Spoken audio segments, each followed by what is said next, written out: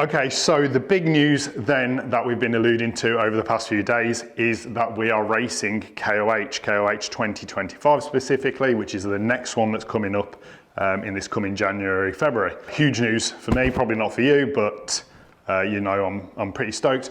We have raced KOH in 2020, and if you don't know about that, go and have a look at some of the YouTube videos because it was a whole crazy deal with lots going on. We're super stoked. KOH 2025 is a go. Things are in motion for that. It's happening for sure. You should come and join us. It's going to be epic. Phase 2 of the news then is that we had to make a decision on how we were going to actually race this. Obviously, it's easy just saying, yeah, we're going to go and do it. You've also got to get something there to go and race. So we have a car, as you know, we've got 646. She's downstairs, going back together again. We've got a couple of choices. It was either take 646 out, ship it to America in a container with all our stuff, or alternatively, the option to buy a car out there is there because obviously a lot of X3s are going up for sale now that the Maverick cars come in, so we've got some options there as well. Another option that could have been a possibility, although it's not a possibility because it's really expensive, is an arrive and drive type situation, program, whatever you want to call it, where basically you'd rent somebody else's car, turn up, they've already prepped it, they've already got crew out there, everything's set to go. You turn up, you jump in it, you drive, you piss off again, give them a load of cash and jobs are good. Not really an option for us because, you know, lots of cash. Those are our 3 options. Where we're at currently is looking at shipping out 646 is great because obviously I know the car, I know it's prepped really well, I'm comfortable with it, you know, I know my way around it and it's a good car. The only problem we've got is it would be gone for a long time. Last time we raced, it was about 4 months roughly, give or take. It could be longer. We don't know. So you lose the car for a good 4 months of the year. Not brilliant if you want to go racing. And just having your stuff on a boat in the middle of nowhere where you don't know where it is not so cool. So the other thing to consider is the cost as well. It's really expensive to ship a container, which we'd need, you know, to ship the car and all our stuff out to the States. It's like 6,000 miles to the West Coast where we need to go. So doing that is a bit of a no-no. It's just, you know, it's high cost and it's dead money as well. So when you spend that money, it's gone. You don't get it back again, obviously. There's no sort of investment there, which is fine if it's a small amount of money. But you know, when you're talking thousands and thousands and thousands, it's not so brilliant. The other consideration is as well, there's a lot of paperwork with going down the shipping your stuff there route. There's tons and tons of paperwork. You have to itemize everything that you send out. Essentially, you're exporting to America temporarily. And it's a whole thing that we don't really want to deal with. So we're kind of leaning away from that. One of the pros for buying a car in the States is, although the cost is initially quite high because you're purchasing a new car, it's still worth what it's worth. So as long as you don't set it on fire or drive it into a canyon or whatever, like we'll probably end up doing, then it still holds a value. So once we're done with it at the end of the race, you know, we could re-prep it or sell it as it is or re-prep it and get most of your money back. It also means that we could bring it back over here and then sell it over here or sell one of the other cars over here and you know, it just gives us some options in that route.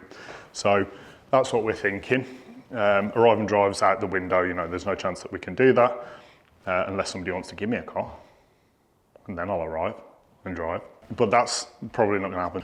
So we've taken option 2, which is buying a car out in the States. We came across by chance a crazy deal that wasn't planned or intended in any way, but it popped up and it was one of those opportunities we can't really say no to. The plan was to do KOH again at some point, probably wouldn't have been 2025. I was thinking 26 onwards, but the opportunity came up, so we've taken it. We can't say no.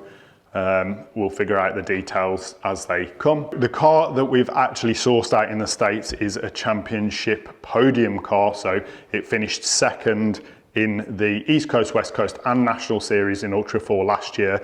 So it's a top car, really, really well spec'd, really, really well built.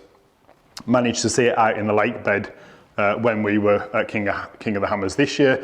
Didn't think that we'd be buying it, had no intentions of buying it as much as I would like to. It's very expensive.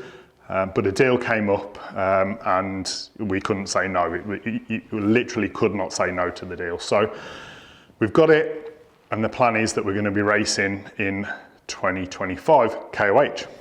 Okay, so what that means for our racing program over here in the UK and in Europe, it means that we're not going to be doing as much racing here as we'd initially planned. So the plan initially was to race in Europe, do King of Portugal, King of Poland, and the racing that they've got in Poland, and then also King of France, which I really wanted to do because Nicolas Montador's organising it at a very cool place, and I think it's going to be a brilliant race.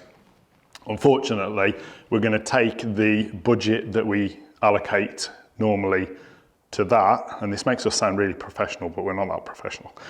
So we're going to take the money that we'd sort of earmarked for those races and that we know we're going to spend for going to those races, and basically put it into our costs stateside for racing KOH. Obviously, we can't afford to do both, so KOH is the winner on this one. We'll also probably be doing less racing in the UK.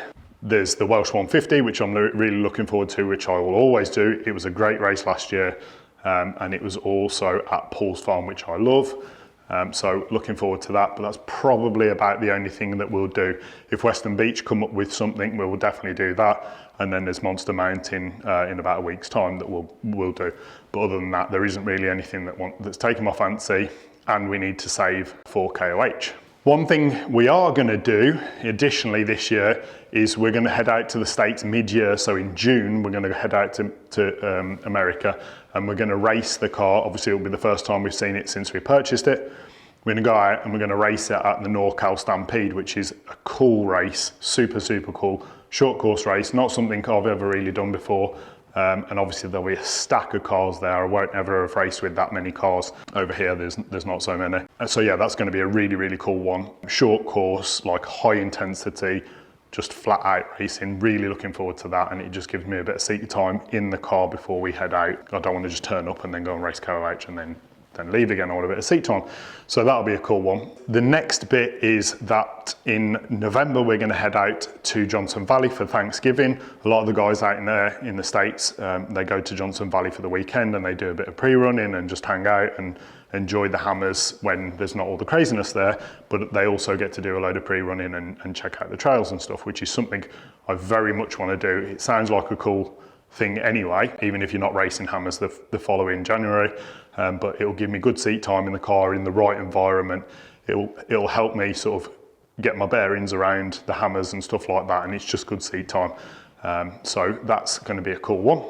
So that's the big news. Obviously, you can follow us as always on social media and on YouTube. We're going to be bringing more videos like this, and then also sort of more videos about the car, more videos about hammers, more videos about prepping for hammers, and what it takes to get us over there, and all the bits and bobs that are going to play in this journey to Johnson Valley for us. You can follow us, you can join us as well in January. We'll be there, we'd love you to be there.